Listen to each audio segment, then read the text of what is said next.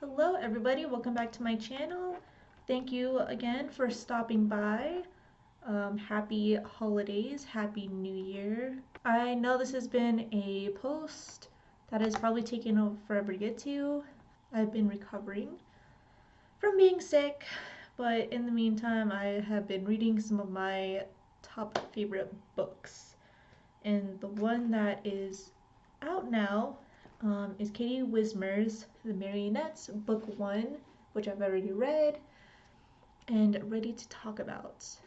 So, I don't know if you guys saw that I posted a short clip on TikTok just showing the lovely cover of the book. I do apologize for the lighting. I don't have another lamp to kind of help with this dark shade that's going on right now.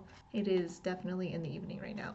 So I do apologize. Hopefully you guys can see me okay, but now I just have like this dark shade on me. So with that being said, I would like to add that Katie Wismer does have trigger warnings in her book. You can go onto her website to get a full list of the trigger warnings because she does talk about blood, she talks about manipulation, abuse, with their characters.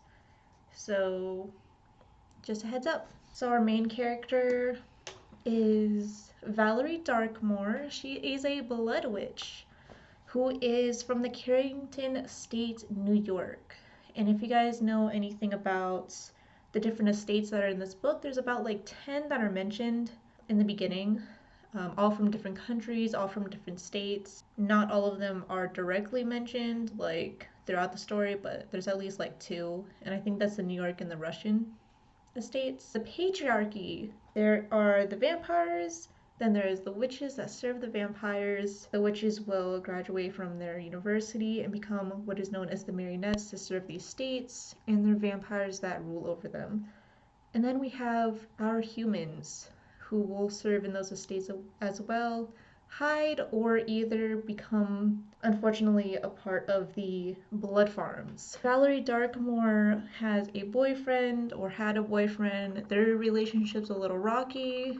I will get into that a little later. And the witches, in order for them to progress in their trials to become a marionette, they will need to partner up with a vampire. Any vampire, pretty much. Valerie is picked to become Prince Reginald's partner. He is the son of the Queen of the New York estates. They have an interesting relationship because their bond is actually pretty deep. They can hear each other's thoughts, they're telepathic, they can feel each other's feelings, and they just continue to learn more and more about each other. Even though in the first couple of chapters, Reginald is not one to be very outspoken, you'll find that Valerie asks a lot of questions and he doesn't give a whole lot of information regarding anything that they do because they're practically going on investigations together. There's a plot hole there because like she doesn't even understand what she's doing. She just knows that she has to look into something that she is asked of. She has to do whatever he asks her to do, and that is part of the task in order to learn how to serve as a marionette. So I thought that was pretty interesting. Trials that these witches go through, a senior person like in college, that's when you're chosen to start really becoming that of a marionette. World building is really nice when they're traveling to and from, the estates or her home, vice versa. It's very detailed. The relationship and bond dynamics is actually really interesting as well. And there are mysterious deaths that happen in the estate as well that the headmaster just keeps sweeping under the rug. Why? I don't know. And I hope that's talked about in Katie Wismer's second book, The Wicked Souls. So I'm excited to start reading that. So onto her boyfriend. Their situationship is kind of stressful along with the other things that she's going through because her boyfriend failed to mention that he was doing SW to get more money so he can get out of his situation with her estate. He wants to go live on his own and he wants to grab enough money, and that's how he chose to do that.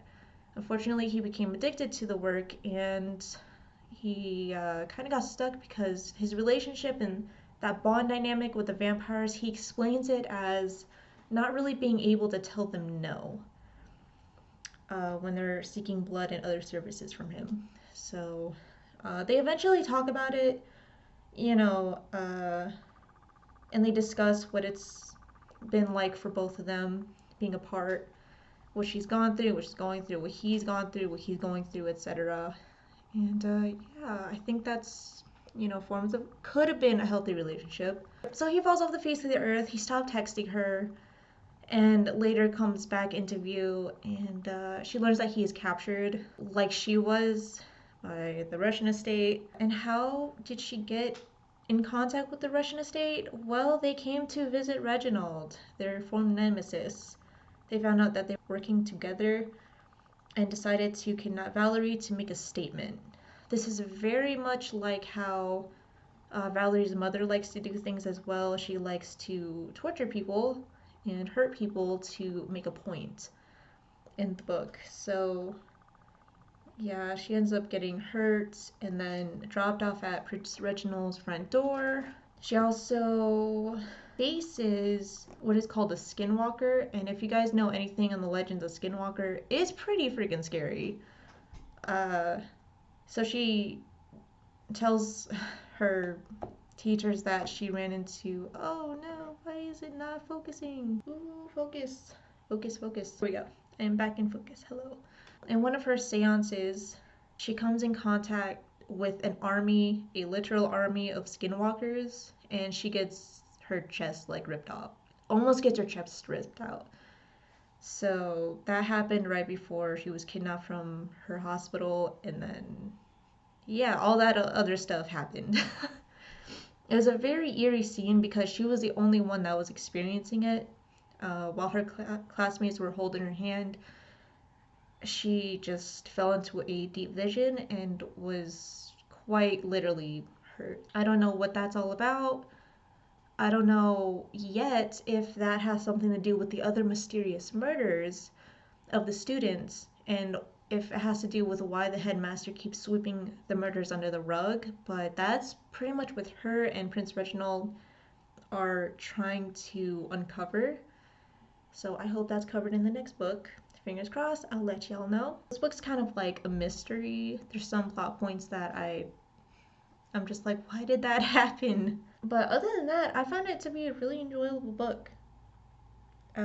Despite there being just a lot of blood scenes, a lot of talk of blood and all that, that's why I'm thankful that she mentioned trigger warnings, but I feel like if it's a vampire book, depending on what genre it is, it should go without saying, but she is very kind and puts trigger warnings anyways.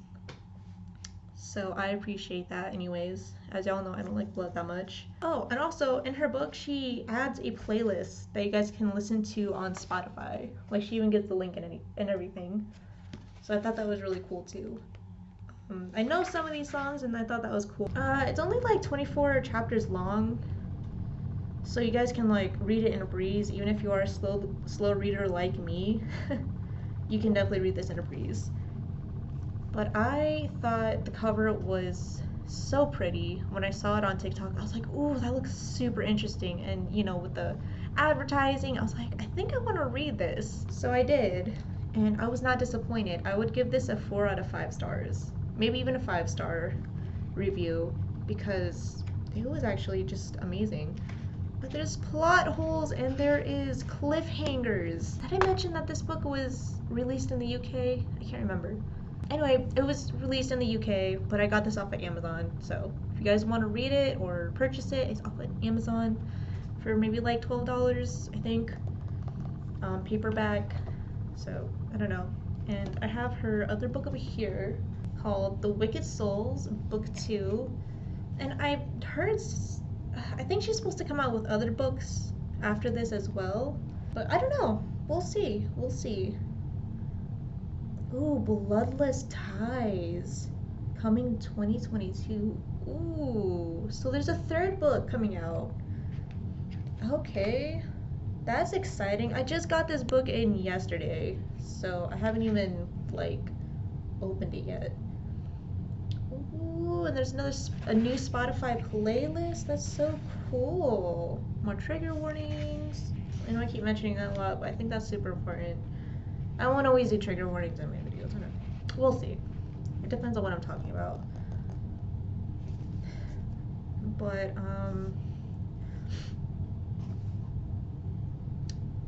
yeah, something is wrong with Valerie Darkmoor. Oh right. So Valerie has been poisoned with Vixellum poisoning. I don't know why I brought that up now. I just remember that. But that's a really big thing that is like her problem in the book. And you'll see why it's a problem. Because it takes away her powers.